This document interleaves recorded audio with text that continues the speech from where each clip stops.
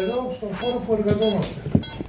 Επίσης θέλω να ευχαριστήσω την νοσηλευτική υπηρεσία για την βοήθεια και για τη συμπαράσταση που μας έχει δώσει για την πραγματοποίηση αυτού του κλινικού φροντιστηρίου, καθώς επίσης να μην ξεχάσω να ευχαριστήσω τους συνεργάτες μου, τον κύριο Καριώτη και τον κύριο Θεοδωρίδη, οι οποίοι βοήθησαν εξ ολοκλήρου στην πραγματοποίηση αυτού του κλινικού φροντιστηρίου που λαμβάνει η χώρα αυτή τη στιγμή.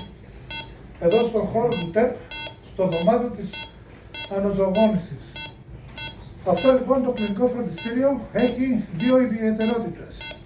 Η πρώτη είναι, πραγματοποιείται στον χώρο του ΤΕΠ, στο δωμάτιο της αναζωογόνησης, όπως προείπα πριν, με ηθοποιούς. Η δεύτερη ιδιαιτερότητα είναι ότι πραγματοποιείται σε real time, δηλαδή σε πραγματικό χρόνο. Τι σημαίνει αυτό? Αυτή είναι η έκπληξη που σας έχω. Πέρα το περιστατικό με τον ηθοποιό, έχουμε δύο πραγματικά περιστατικά με τηλεοπτική συλλογή, τα οποία θα τα πραγματοποιήσουμε μετά το πέρας του πρώτου μέρους του κλινικού φροντιστηρίου με τον ηθοποιό. Επίσης, θα ήθελα να τονίσω τον σκοπό που πραγματοποιήσαμε το κλινικό φροντιστήριο. Το πραγματοποιήσαμε για να γίνουμε όλοι σοφότεροι και να μάθουμε βασικά πράγματα πάνω σε αυτή τη συσκευή κλειστής παροχέτευσης του θώρακα, το λεγόμενο πιλάο. Είμαι βαθιά πεπισμένος, όταν τελειώσει το κλινικό φροντιστήριο, θα ξέρουμε όλοι πώς λειτουργεί αυτή η συσκευή και πώς την γεμίζουμε αυτή τη συσκευή.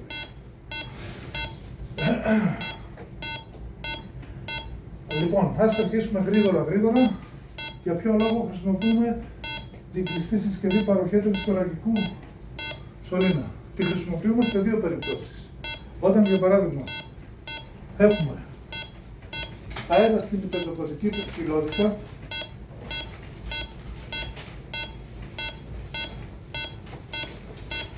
αυτό σημαίνει όταν έχουμε πνευμοθώρακα και τη χρησιμοποιούμε όταν έχουμε συλλογή υγρού στην υπερτοκωτική κοιλότητα. Τι είναι η υπερτοκωτική κοιλότητα? Η υπερτοκωτική κοιλότητα είναι ανάμεσα σε αυτήν την μεμβράνη που καλύπτει το πνεύμονα και στην άλλη την μεμβράνη, δηλαδή υπάρχουν δύο υπεζοκότες. Ο πρώτος, ο οποίος καλύπτει τον πνεύμονα, και ο άλλος υπεζοκότας που καλύπτει τον θωρακικό τείχομα.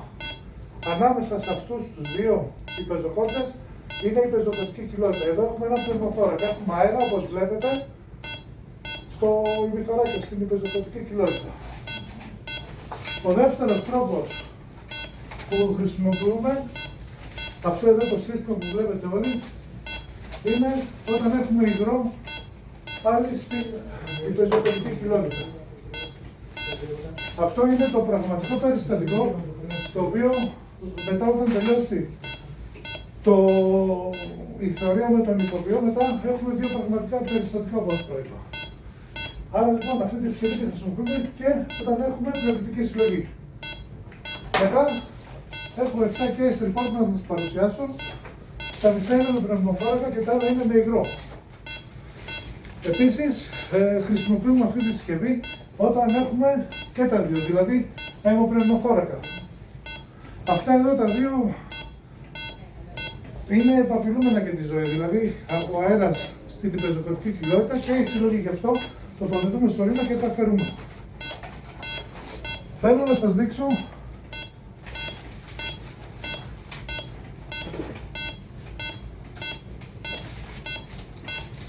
πάμε να δούμε λίγο πρώτα τα περιστατικά που έχουμε αντιμετωπίσει πάντα εδώ, σε αυτόν τον χώρο, τα οποία αρχίζουν πρώτα με τον πνευμοθώρακα. Ήταν τα πιο πολλά, είναι πραγματικό, σας τα εξηγήσω ένα-ένα, τα οποία τα αντιμετωπίσαμε εδώ και έχουμε τοποθετήσει σωλήνα και έχουν πάρει και το εξιτήριο βέβαια. Μάκη, αυτό εδώ, πάμε τα δίνεις, εδώ. Το περιστατικό αυτό είναι ένας 67χρονος, ο οποίος είχε μια πτώση εξιδίου ύψους και παρουσίασε πνευμοθώρακα αριστερά. Αυτή είναι η εικόνα, βλέπετε όλοι από εκεί. Ωραία, αυτή είναι η εικόνα, η ακτινογραφία που είχαμε κάνει όταν ήρθε στο νοσοκομείο μας. Η τοποθέτηση της συσκευής αυτής, μετά θα πούμε από τι αποτελείται και του σωλήνα θωρακικής παροχέτευσης, είναι αυτή η ακτινογραφία. Έχει εκτιθεί πλήρως το πνευμόνιο, έχει βγει όλος ο αέρας έξω και η εικόνα είναι αυτή. Ο άνθρωπος έχει πάρει εξιτήριο βέβαια. Όποιος δεν βλέπει μπορεί να έρθει πιο μπροστά. Αυτό εδώ είναι ο αέρας. Έχω πει, είναι ανάμεσα στις δύο υπεζοκοτικές κοιλότητες. Αυτή είναι η μία, ο σπλαχνικός υπεζοκότας, η μεμβράνη που είπα πριν, που καλύπτει το πνευμόνιο, αυτό είναι το πνευμόνι. Και εδώ υπάρχει μία άλλη μεμβράνη, μία άλλη υπεζοκοτική κοιλότητα, η οποία καλύπτει τον τυχωματικό υπεζοκότα. Τώρα, τα περισσότερα τα άλλα είναι πολύ εξειδικευμένα. Ας μείνουμε σε αυτά να έχουμε μια εικόνα. Οπότε, εγώ θέλω να ξέρετε ότι αυτό εδώ το μαύρο, που δεν έχει ακύωση όπως εδώ βλέπετε, είναι αέρας. Αυτό είναι το απειλούμενο για τη ζωή. Και το δεύτερο βήμα είναι, βάζουμε το σωλήνα στην κορυφή του πνεύμονα για να εκτιθεί το πνευμόνι, δηλαδή για να βγει ο αέρας. Συνεχίζουμε με τα άλλα περιστατικά. Όλα αυτά, δεν παραλαμβάνω, τα έχουμε αντιμετωπίσει εδώ με εσάς. Και έχουμε λάβει εξιτήριο. Εδώ, αυτό το περιστατικό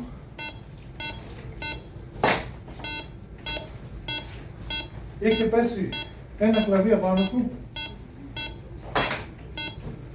Η πρώτη είναι αυτή, θα τη βάζω από εδώ.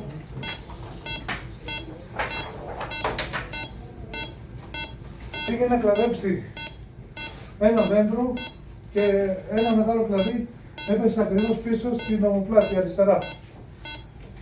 Τον δημιούργησε τρία προβλήματα. Αυτά εδώ τα μαύρα που βλέπετε είναι υποδόριο εμφύσιμα, το οποίο επεκτάθηκε και στον τράχυλο και πνευμοθώρακα και επίσης κατάγματα πλευρών.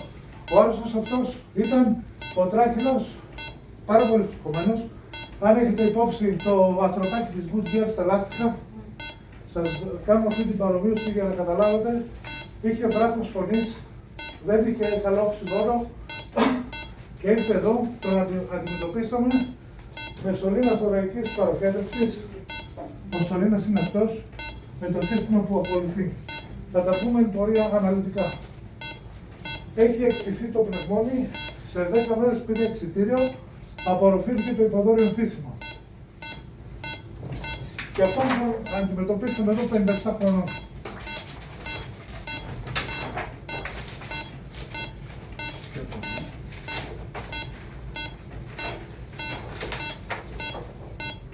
Ωραία. Ο άρρωστος αυτός, 84 χρονών, παρουσίασε πριν λίγες μέρες πτώση εξιδίου ύψους, παρουσίασε πνευμοθώρακα αριστερά και πολλαπλά κατάγματα πλευρών από την 7η έως τη 10η πλευρά. Επίσης αυτός είχε και άλλες συνοδές κακώσεις όπως υποτροχαντήριο κάτωπο. Αυτόν τον αντιμετωπίσαμε κατά τον ίδιο τρόπο. Εδώ είναι σε πλάγια θέση δικούβητους.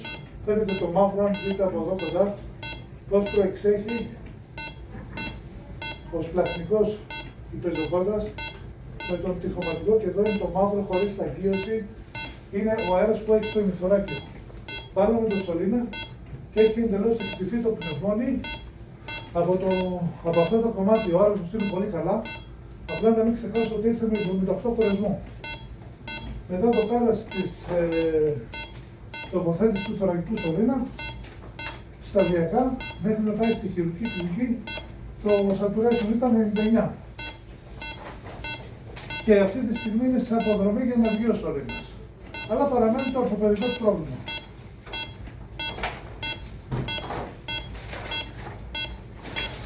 Το επόμενο περιστατικό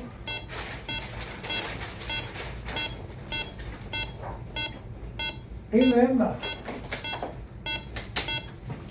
πολύ σοβαρό περιστατικό. Ίσως έχετε ακούσει για έναν άνθρωπο ο οποίος ζυγίζει 180 κιλά. Αυτός ο άλλος ήταν πολύ τυχερός που έζησε. Έσπασε όλα τα πλευρά από την πρώτα έξι πλευρά, από τα αριστερή πλευρά. Είχε πνευμοθώρακα, είχε αιμοθώρακα, υγρό και πνευμομεσοθωράκιο. Θα σας το πω πολύ απλά τι είναι το πνευμομεσοθωράκιο για να μην μπλέξουμε με εξειδικευμένες έννοιες. Είναι στο πρόστιο ημιθωράκιο, από την κάρκωση, από το τράταγμα, παρουσίασε αέρα. Πάνω στην καρδιά αυτό και πίσω από την καρδιά. Αυτό είναι επαπειλούμενο για τη ζωή. Αυτός ο άνθρωπος είναι σε πολύ καλή κατάσταση, έχει απορροφηθεί. Επίσης να μην ξεχάσω υποδόριο εμφύσιμο. Αυτό εδώ το μαύρο και πάνω εδώ είχε επεκταθεί στον τράχυλο και βάλαμε σωλήνα πάνω στο σεπτικό γιατί νοσηλευόταν στη χειρουργική κλινική. Όταν σας λέω 180 κιλά είναι διπλάσιος όπως είναι εδώ ο ηθοποιός. Παρά τα αυτά, τα καταφέραμε, βάλαμε σωλήνα. Ήταν σε αποδρομή πληρωτική συλλογή και ο πνευμοθώρακας.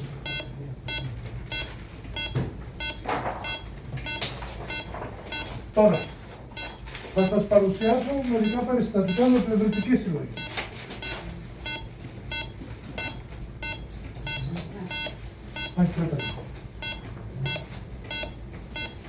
Αυτό το περιστατικό είναι η έκπληξη που σας έλεγα ότι θα το κάνουμε σε real time λίγο αργότερα. Είναι μια κυρία 78 χρονών με αντικατάσταση αορτικής βαλβίδος, νεφροπαθής υπό νεφρό και έχει αυτή τη συλλογή η οποία είναι καρδιακής χειρουργίας. Μετά, όπως σας είπα, θα την τοποθετήσουμε σωλήνα θωρακικής παροχέτευσης εδώ στο κλινικό φροντιστήριο σε πραγματικό χρόνο. Επίσης θέλω να τονίσω ότι το σημερινό, όπως σας είπα, δεν πραγματοποιείται ανελάβει. Έχει αυτό το χαρακτηριστικό. Κανένας δεν φτιάχνει σε πραγματικό χρόνο κλινικά φροντιστήρια με πραγματικά περιστατικά. Και με ηθοποιούς. Όπως είπα πριν, έχει δύο ιδιαιτερότητες.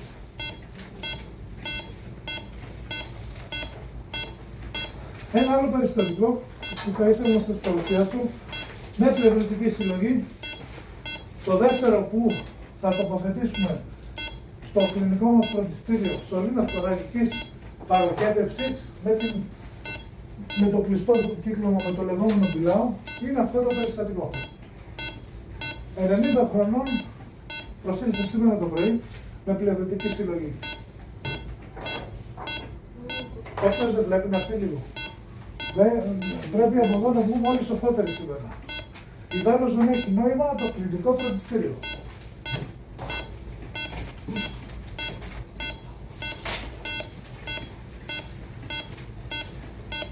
Αυτή η κυρία εδώ,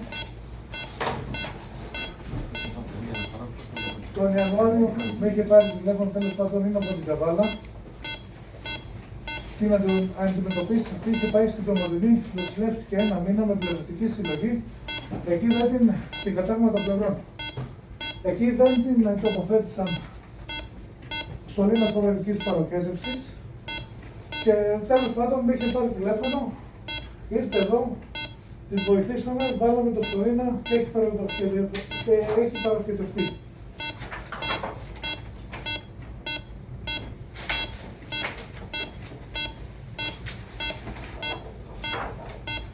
Λοιπόν, αυτό είναι ένα ενδιαφέρον περιστατικό. Το Μάιο, εν ώρα εφημερίας στις 6 παρά πόσο λέει η ώρα, προσήλθε μια κυρία με οξία δύσπνοια και κορεσμό 70. Όπου και διασωληνώθηκε, κάναμε αυτή την ακτιογραφία. Σε αυτό το περιστατικό ήταν η κυρία Ρούφου και η κυρία Λαντάκη. Η ακτιογραφία είναι αυτή. Πλευρητική συλλογή, στο ολόκληρο το ημιθωράκιο. Να μην στα πολυλογώ και σας κουράζω, βάλαμε σωλήνα θωρακικής παροχέτευσης και παροχέτευσε 4 λίτρα. Η κυρία έκτοτε την διακομίσαμε στο Θεαγένιο, από εδώ που μας έφυγε με 55 λέγω. Μετά όταν έφτασε εκεί από όσο Έχω μάθει από την κυρία Περικοπούλου, το λέγω ομοιώθηκε και αυτή τη στιγμή πήρε εξιτήριο και είναι σπίτι της.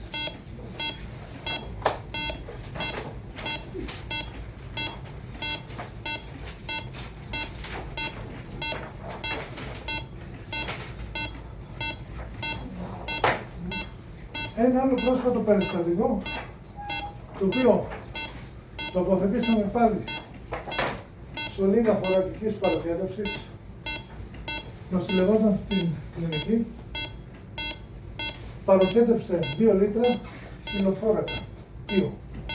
Ήταν όλος το ημιθωράκιο. Αυτό το διακομίσαμε στην Αλεξανδρούπολη για διερεύνηση, γιατί προφανώς είχε κάποιο καρκίνο και έπρεπε να πάει να διερευνηθεί. Αυτή είναι η ακτινογραφία από πριν και μετά.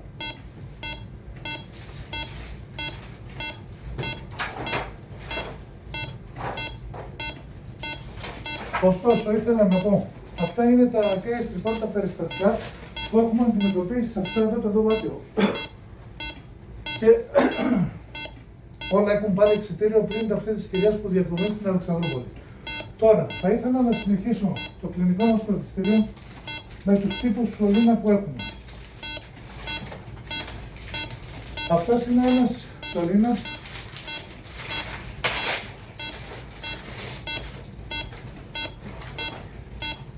είναι ένας θωρακικός σωλήνας ενηλίκων.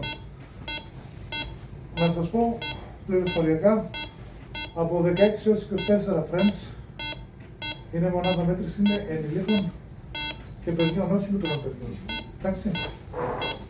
Θα σας εξιστορήσω λίγο αργότερα, βήμα-βήμα την τοποθέτηση. Πρέπει να ξέρετε, είναι με τροχά. Όταν λέτε παιδιών, ποια ηλικία μένει? Μετά θα μιλήσουμε για ερωτήσεις. Okay. Λοιπόν, έχει 2 άκρα. Όπως βλέπετε, μπροστά, αυτό που πάει στην κορυφή του ημιθωρακίου,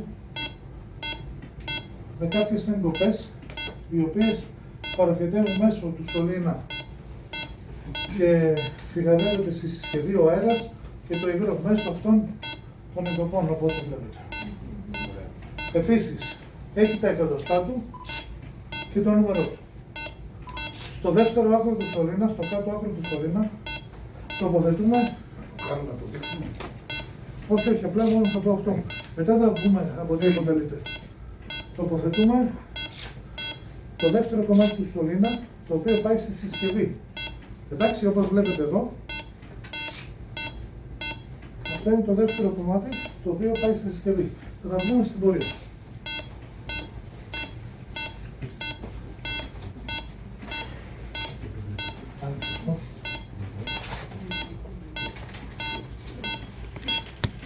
Αυτό που κρατάω στα χέρια μου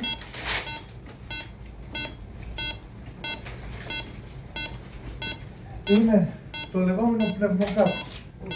Αυτό δεν το έχετε ξαναδεί. Εγώ το χρησιμοποίησα κατά χώρο με τις ειδικότητες.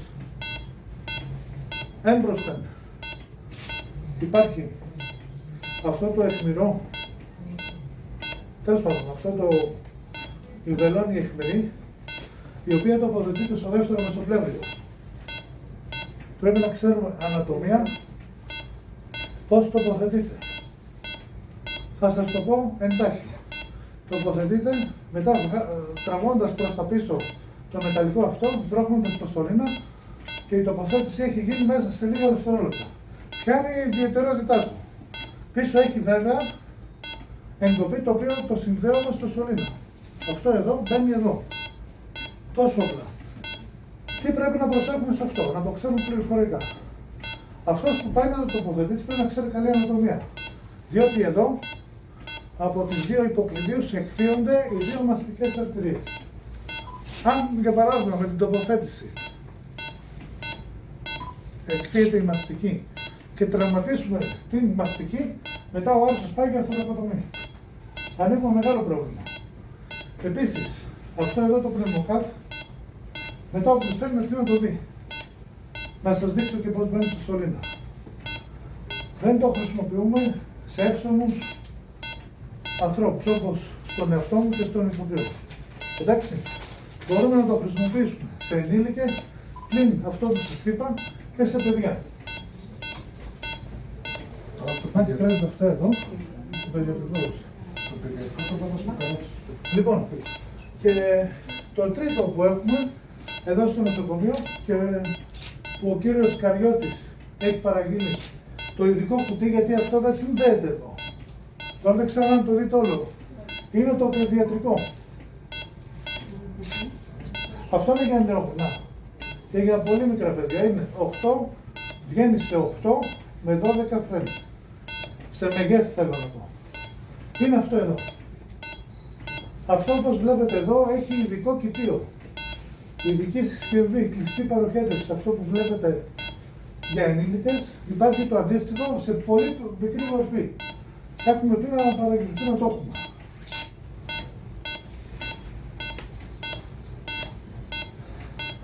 Τώρα, όσον αφορά τις συσκευές, όπως βλέπετε αυτή είναι εδώ τη συσκευή, στο εμπόριο υπάρχουν πολλές συσκευές. Υπάρχουν γυάλινες, υπάρχουν διάφορα μεγέθη, από γυαλί όπως είπα, από πλαστικό. Εμείς εδώ στο νοσοκομείο έχουμε δύο συσκευές. Η μία είναι αυτή εδώ κάτω. Μάτι εδώ σημαίνει. Και άλλη είναι αυτή. Τις έχετε δει οι συνεργάτες της νοσηλεύτριας που δουλεύουν μαζί. Εντάξει.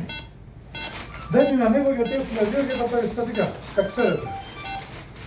Υπάρχει όμως και μια άλλη συσκευή, την οποία την έχουν οι καρδιοχειρουργικές κλινικές, είναι η ηλεκτρονική συσκευή.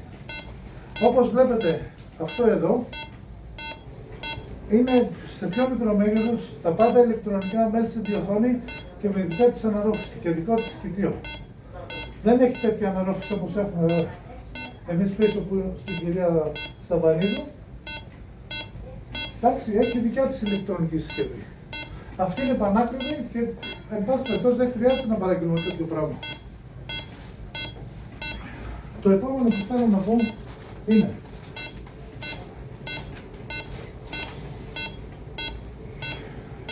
πώς μπαίνει αυτός ο σωλήνας. Πρέπει να έχουμε μία εικόνα όλοι, άσχετα αν δεν είναι κάποιος γιατρός. Λοιπόν, πρώτα απ' όλα συζητάμε με τον άρρωστο. Πρώτα απ' όλα, πριν συζητήσουμε τον άρρωστο, κάνουμε ταυτοποίηση του αρρώστου. Για να μην γίνουν τα τεκτενόμενα όπως έγινε στη Φινίκια. Τα τελευταία γεγονότα. Εντάξει. Απλά πρέπει να γίνει, όλοι πρέπει να το κάνουν. Και οι γιατροί και οι νοσηλευτές. Ταυτοποίηση του αρρώστου. Ποιος είναι ο άρρωστος. Πριν οποιαδήποτε νοσηλευτική και ιατρική πράξη. Δεύτερον, εξηγούμε στον άρρωστο τη διαδικασία που θα ακολουθεί. Το τι θα κάνουμε. Άσχετα αν ο άρρωστος δεν είναι γιατρός ούτε νοσηλευτής, εμείς πρέπει να τον εξηγήσουμε. Το επόμενο πράγμα που πρέπει να κάνουμε είναι να χορηγήσουμε αναλγησία 20 λεπτά πριν τοποθετήσουμε τον σωλήνα. Οπότε πριν τοποθετήσουμε τον σωλήνα, χορηγούμε αναλγησία, χορηγούμε άφθονο οξυγόνο. Μπράβο, Χρήστο, πολύ ωραία. Και προχωράμε στα επόμενα βήματα. Το επόμενο βήμα είναι τοποθετούμε τον άρρωστο σε έπτια θέση, όπως βλέπετε αυτή τη στιγμή. Με το χέρι πάνω στο κεφάλι της πάσχουσας πλευράς. Στην προκειμένη περίπτωση η πάσχουσα πλευρά είναι η δεξιά. Το έκανα επίτηδες γιατί από εδώ έχει πιο πολύ χώρο για να βλέπουν περισσότερο. Διότι αν από εκεί πήγαινα είναι πρόβλημα εδώ. Δεν μπορείτε να δείτε, εντάξει. Συνεχίζουμε. Τι κάνουμε το επόμενο βήμα. Το επόμενο βήμα είναι, όπως βάλαμε τον άρρωστο, ανύψωση του θωρακικού κλωβού, του θώρακα, για να μην σας μπερδεύω, από 30 έως 60 μοίρες. Λέμε τον άρρωστο και με τη βοήθεια, εντάξει, μπράβο, του τραυματοφορέα, μετακινεί το θώρακα προς τα άνω. Οκ. Το επόμενο είναι, πού θα βάλουμε το σωλήνα. Πολύ καλή ερώτηση. Ο σωλήνας μπαίνει σύμφωνα με αυτό το τρίγωνο. Αυτή η πλευρά είναι ο μείζων θωρακικός μυς, ο πλατής τραχαίος και ο πρόστιος οδοντοτός. Μέσα σε αυτό το τρίγωνο, ανάμεσα όμως, στο τέταρτο και πέμπτο μεσοπλεύριο, τοποθετούμε το σωλήνα. Η τοποθέτηση του σωλήνα πρέπει να γίνει πάρα πολύ προσεκτικά. Θα πούμε μετά και για τις επιπλοκές. Συνεχίζουμε. Αντισηψία στον άρρωστο. Θα τα δούμε μετά στα δύο περιστατικά. Σε πραγματικό χρόνο. Αντισηψία στον άρρωστο. Βάζουμε τα παιδεία μας και αργότερα, όταν τελειώσουμε με τα παιδεία, κάνουμε στο σημείο εισδοχής του θωρακικού σωλήνα στο θώρακα, κάνουμε τοπική αναισθησία με ξυλοκαίνη 2%.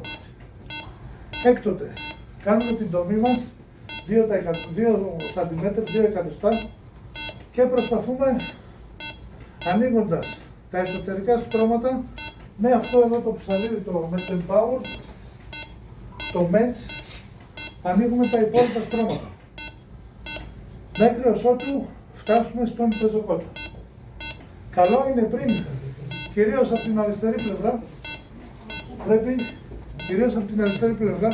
πρέπει να βλέπουμε πολύ καλά τις ακτινογραφίες, γιατί κάποιος αν έχει μεγαλοκαρδία και πας να πεις με το σωλήνα, μπορείς να κάνεις ρήξη καρδιάς. Εγώ αυτό το έχω δει όταν εφημέρευα στην Κρήτη, όταν έκανα το πρώτο μου επικουρικό σαν επικουρικός καρδιοχειρουργός στο Παγνί. Ένα περιστατικό, να σας το πω εντάχει, από τη Ρόδο, ένας συνάδελφος θωρακοχειρουργός, λόγω της πλευρητικής συλλογής, τοποθέτησε σωλήνα και έκανε τρόση καρδιάς. Ευτυχώς ο άρρωστος με ΣΕ 130 ήρθε στην Κρήτη, στο Ηράκλειο, το βάλαμε μέσα στο χειρουργείο και εσώθη. Λοιπόν, οπότε το έχω δει εγώ αυτό, όπως σας εξηγώ. Συνεχίζουμε. Πριν φτάσουμε στον τυχωματικό υπεζοκότο, όπως είπαμε στην ακτινογραφία, πρέπει σε μεγάλους ανθρώπους το τύχωμα είναι σαθρό. Οπότε μπορούμε, με έχουν δει οι κυρίες εδώ, οι συνεργάτες νοσηλεύτριες, ότι βάζουν το δάχτυλο. Με αυτό εδώ είναι πιο επιθυμητό να το ανοίξεις παρά με το ψαλίδι. Μπορεί να τραυματίσει τον πνεύμα σου. Με το που ανοίγουμε τα στρώματα και μπαίνουμε μέσα στην πεζοκοτική κοιλότητα, από εκεί και πέρα τοποθετούμε το σωλήνα προς τα άνωθεν, παράλληλα με το άλλο το χέρι βγάζοντας το τροκάρτι για να μην κάνουμε ρήξη καρδιάς. Είναι οι επιπλοκές αυτές της τοποθέτησης του θωρακοκικού σωλήνα, είναι ρήξη καρδιάς, ρήξη πνεύμονα. Μπορούμε να κάνουμε λίμωξη, μπορούμε να κάνουμε υποδόριο εμφύσιμα. Αυτές είναι δύο σημαντικές επιπλοκές. Με το ένα το χέρι σβρώχνοντας στο σωλήνα, με το άλλο το τροκάρτι, τον τοποθετούμε άνωθεν. Έκτοτε τον καθυλώνουμε με ένα ράμα. Μετάξι, τα πράγματα είναι συγκεκριμένα. Δεν βάζουμε οποιοδήποτε ράμα θέλουμε. Αυτό σας το λέω γενικά. Άλλο ράμα στο κεφάλι, άλλο στο χέρι, άλλο στο πρόσωπο. Εδώ βάζουμε μετάξι 1, νούμερο 1. Να το ξέρετε όλοι, θα έχουμε εδώ μετάξι νούμερο 1. Καθυλώνουμε το ράμα και στα πέριξ του σωλήνα έχουμε το περιοδοτήσει γάζες και επιθέματα. Μόλις τελειώσουμε από εδώ, σας το λέω λεπτομεριακά, συνδέουμε τον σωλήνα με το υπόλοιπο καλώδιο του κοιτίου συσκευής. Έκτοτε, αν έχει αέρα, ναι, τοποθετούμε την αναρρόφηση. Δεν είναι συνδεδεμένο, Χρήστο. Απλά δεν το συνδέσαμε για να μην πέσει κανένας, γι' αυτό, ναι. Τοποθετούμε την αναρρόφηση, η οποία σε αυτό εδώ φαίνεται, υπάρχει αυτό που βλέπετε που προεξέχει είναι η αναρρόφηση, δεν υπάρχει κάτι άλλο. Το τοποθετούμε εδώ. Σε αυτά τα κουτιά εδώ θα σας δείξω μετά, όπως είναι στην κάτωψη του κουτιού, το τοποθετούμε κάτι ακριβώς στην αίσθηση, αλλά δεν έχει, δεν είναι από την εταιρεία, δεν έχει ακριβώς αυτό το σχήμα. Θα το δούμε μετά. Οπότε βάζουμε την αναρρόφηση και μόλις έχουμε ολοκληρώσει την τοποθέτηση του σωλήνα στο θωρακικό τείχομα μαζί με την συσκευή κλειστής παροχέτευσης. Για να γίνουν αυτά πρέπει να ξέρουμε όλοι τι ετοιμάζουμε. Αυτό το χειρουργικό τροφύλατο έχουμε ετοιμάσει, είναι συγκεκριμένα πράγματα. Δεν βάζουμε ό,τι θέλουμε, ούτε ένα ψαλίδι, 5 ψαλίδια. Είναι συγκεκριμένα. Θα σας τα δείξω ένα προς ένα. τα γάντια για τον γιατρό. Ψαλίδι ρεμάτων. Αυτά τα έχω κάνει το σενάριο. Είναι όλα εγγράφος, το σετ, τι χρειάζεται και μπορώ να σας το εκτυπώσω και να το εκτυπώσω και να σας το δώσω. Είναι δηλαδή το sensor που κάνουμε όλα γραμμένα. Θα το κάνουμε και πρωτόκολλο. Λοιπόν, οπότε αρχίζουμε γράμματα. Ψαλίδι γραμμάτων, 27 λαβίδα. Για ποιο λόγο τη χρησιμοποιούμε? Αυτήν εγώ τη χρησιμοποιώ, αν θέλω να κλείσω το σωλήνα, θα πούμε παρακάτω για ποιο λόγο κλείνουμε το σωλήνα. Το λεγόμενο μετσεμπάρ ψαλίδι, το μέτς, που ανοίγουμε τα στρώματα, τα έσω στρώματα, μια χειρουργική λαβίδα, ένα βερονοκάτοχο. Όλα αυτά εδώ είναι μέσα στο σετ below. Επίσης, για να κάνουμε τη μικρή μας τομή, είναι το μαρκερίνιο νούμερο 11. Ούτε 12, ούτε 15. Μετά έχουμε αυτό το μεταλλικό κοιτίο εδώ, βάζουμε πεταδίνη. Δεν ρίχνουμε ποτέ, και αυτό είναι λάθος και όταν κάνουμε συγγραφές γραμμάτων, το ρίχνουμε και εξαποστηρώνουμε τα πάντα. Πρέπει αυτά να τα αποβάλουμε από εμάς. Έχουμε τις γάζες, τα επιθέματα και τα πεδία. Όταν τελειώσει όλη αυτή η διαδικασία, θα το δούμε μετά και στην πράξη, εδώ πάνω έχει πεδία. Τα μολυσματικά τα παίρνουμε με ασφάλεια και τα βάζουμε πάντα στην κίτρινη σακούλα. Πρέπει να το πούμε και αυτό. Τώρα, ποιος είναι ο ρόλος του νοσηλευτή σε όλα αυτά? Ο ρόλος του νοσηλευτή είναι πάρα πολύ σημαντικός. Καταρχήν, ο νοσηλευτής είναι συνεργάτης του γιατρού. Εγώ πάντα αυτό λέω, είστε συνεργάτης σας. Τι πρέπει να κάνει ο νοσηλευτής? Ό,τι έχουμε κάνει εδώ στον ηθοποιό. Βάζουμε χορό, άφθονο οξυγόνο, προβάζουμε τα προψύχωνα. Όσον αφορά τη συσκευή αυτή που παρουσιάζουμε, κατά την τοποθέτηση ο νοσηλευτής πρέπει να παρακολουθεί την αναπνευστική, μαζί με τον γιατρό βέβαια, έτσι. Μην νομίζετε μόνο ο νοσηλευτής. Είναι υπεύθυνος για την παρακολούθηση της αναπνευστικής λειτουργίας του αρρώστου κατά τη διάρκεια της τοποθέτησης, να μην παρουσιάσει δυσφορία, ενημερώνει τον γιατρό αν δει κάτι περίεργο, στην καρδιακή λειτουργία βέβαια, βάζουμε τα πάτς, ελέγχουμε τον καρδιακό ρυθμό. Αυτά είναι πολύ σημαντικά. Εξίσου σημαντικά είναι, ελέγχει τη συνδυσμολογία. Η σύνδεση αυτή είναι ο σωλήνας και το υπόλοιπο είναι της συσκευής, όπως βλέπετε εδώ. Ελέγχει να μην έχουμε διαρροές. Επίσης, όταν βάζουμε την αναρρόφηση, αν βγάζει πάρα πολύ υγρό χρώματος κόκκινο, ενημερώνουμε τον γιατρό. Ο άρρωστος που θα βάλουμε πιλάω δεν θα κάτσει, τουλάχιστον εγώ το κάνω, φεύγει άμεσα στην κλινική. Πάνω από μία ώρα απαγορεύεται. Άρα το καθήκον του νοσηλευτή είναι να καταγράφει για μία ώρα πόσο, για παράδειγμα, θα βγάλει, αν βγάλει αέρα, αν αρχίσει και οι μπουρμπουλίδες του αέρα βγαίνουν εκεί, είναι υδατοφραγή. Ο θάλαμος αυτός, το σηκώσω λίγο από μικρό. Εδώ, Χρήστο, έλα λίγο. Έλα λίγο αυτό.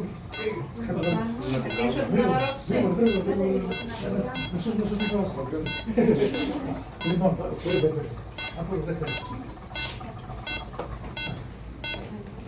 πάντοτε, να πω και αυτό, τη συσκευή δεν την καθυλώνουμε πάνω από το επίπεδο του θώρακα. Είναι πάρα πολύ σημαντικό. Διότι τα υγρά παλιδρομούν.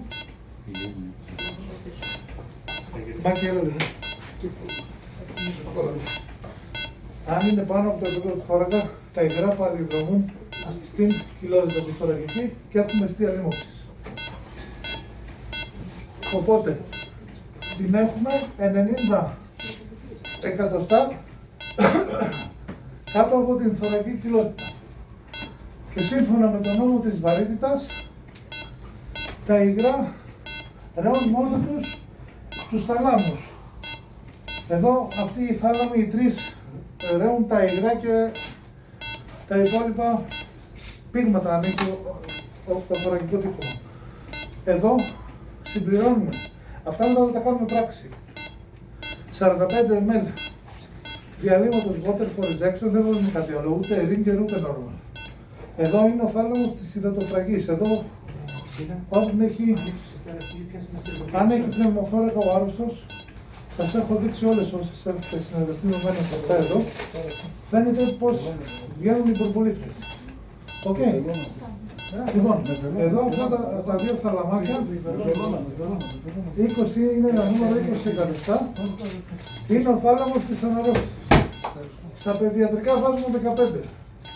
Αυτά εντάξει δεν είναι θέμα να το θυμάστε τώρα, θα τα δούμε στην πράξη.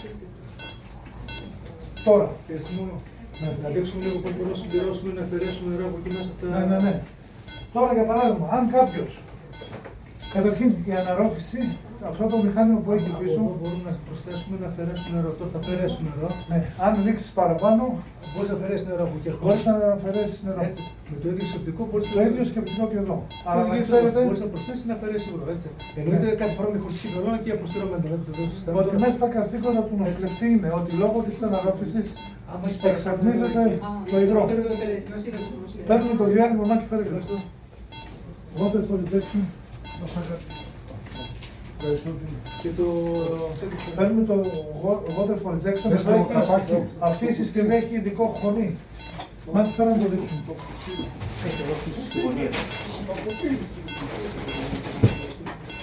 Δεξιά σας, δεξιά σας. Εγώ το χρησιμοποιήσω.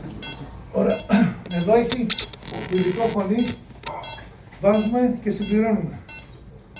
Εντάξει, τώρα εδώ. Μπράβο, υπάρχει μια βαλβίδα στο θάλαμο της υδατοφραγής. Εδώ βάζουμε μια βελόνα τέλος πάντων χοντρή και σμπρώχνουμε τα 45 ml. Αν βάλεις παραπάνω, τα αναλωφείς εδώ. Εντάξει, έχει ειδική είσοδο που τα αναλωφείς. Η άλλη συσκευή δεν τα έχει αυτά. Επίσης, πολύ σημαντικό είναι, όταν για παράδειγμα, το στηριχτικό εντάξει, δεν το κρουσάμε. Ναι. Λοιπόν, αυτό εδώ το προσέχουμε στα τα μάτια μας. Αν γίνει κάποια ζημιά στη συσκευή, θα γίνει ζημιά και στον άρρωστο. Δηλαδή, αν σπάσει η συσκευή, έχουμε αντίστροφα, θα γυρίσουν όλα πίσω και τα αέρια και όλα, να ξέρετε. Άσχετα είναι κάτω. Άρα λοιπόν, επίσης την χρησιμοποιούμε, όπως βλέπετε, κάθετα, ούτε πλάγια, ούτε ξαπλωμένη. Αυτά τα ξέρετε, εντάξει.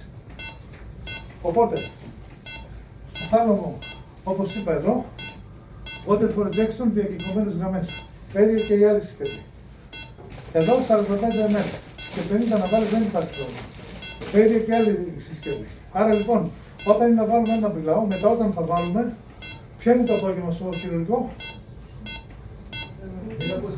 Ωραία, θα ετοιμάσει τη συσκευή. Πλέον τώρα βγαίνει στο φώτερι από αυτό το κλινικό φροντιστήριο. Θα γεμίσει τα υγρά, τίποτα άλλο. Επίσης, αν για παράδειγμα η συσκευή αρχίσει και βγάζει μπουρμπουρίθρες στους θαλάμους, συσσόρευση των υγρών, υπάρχει πρόβλημα. Πρέπει να τσεκάρουμε. Πώς θα τσεκάρουμε. Παίρνουμε τη λαβίδα που σας έδειξα, την 28, κλαμπάρουμε το θωρακικό σωλήνα. Τώρα είναι κλαμπαρισμένο. Αν βγάζει, συνεχίζει και βγάζει μπουρμπουρίθρες, αυτό το πάθαμε με την Ελένη, την ειδικευμένη της χειρουργικής, προχθές τον άρρωστο. Αν αρχίσει και βγάζει, ελαττωματική συσκευή. Αλλάζουμε συσκευή. Αυτά είναι όλα μέσα στο ρόλο της νοσηλεύτριας. Να πω λίγο κάτι. Ναι. Άμα αυτό για τον ΑΒ λόγο, στην περίπτωση που μας έχει γεμίσει τη συσκευή μας, έχει μεχωτικότητα για τους κολέγους, έτσι. Στην περίπτωση που μας έχει γεμίσει τη συσκευή μας και θέλουμε να αλλάξουμε τη συσκευή, είναι πολύ εύκολο. Έχεις τη λαβίδα λίγο που είναι. Το είπε με τη λαβίδα, τι κλείνεις. Ξέρεις πώς αλλάζουμε τη συσκευή του μιλάω. Πώς κάνουμε αλλαγή της συσκευής. Ακόμα δεν το είπα αυτό, στο τέλος το είπα. Αυτά. Νόμιζα ότι Λοιπόν, τώρα, πιστεύω, τα υγρά μπαίνουν από πάνω, έχει ειδικό χωνί. στο θάλαμο της αναρρόφησης. Είπαμε 20 εκατοστά. Δεν μπερδεύεσαι με τίποτα. Βάζεις όσο είναι διακεκομένη γραμμή. Αν σε φύγει απάνω, αναρροφάς από εδώ. Εδώ βάζουμε 45 ml. Εντάξει. Αν βάζεις παραπάνω, αναρροφάς από εδώ. Από εδώ τα βάζεις εδώ που είναι η μπύλια. Θα θυμάσαι την μπύλια. Θα πάρετε μια σύριγγα 60 με μικρό μπέκ και μια βελόνα, η οποία τέλος πάντων εγώ το προσθέτω με ροζ βελόνα. Εδώ μπαίνει η αναρρόφηση. Okay. Πιστεύω αυτά είναι κατανοητά από όλους. Τώρα για να αλλάξουμε συσκευή. Κλαμπάρουμε εδώ τη συσκευή. Βγάζουμε αυτό, μάκια λίγο. Βγάλε λίγο. Συσκευή. Τρίτη φορά που κάνει, Δεν πειράζει, βγάλε το. Εδώ όταν αλλάζουμε τη συσκευή, οι κινήσεις είναι πάρα πολύ προσεκτικές. Δεν τραβάμε αυτό.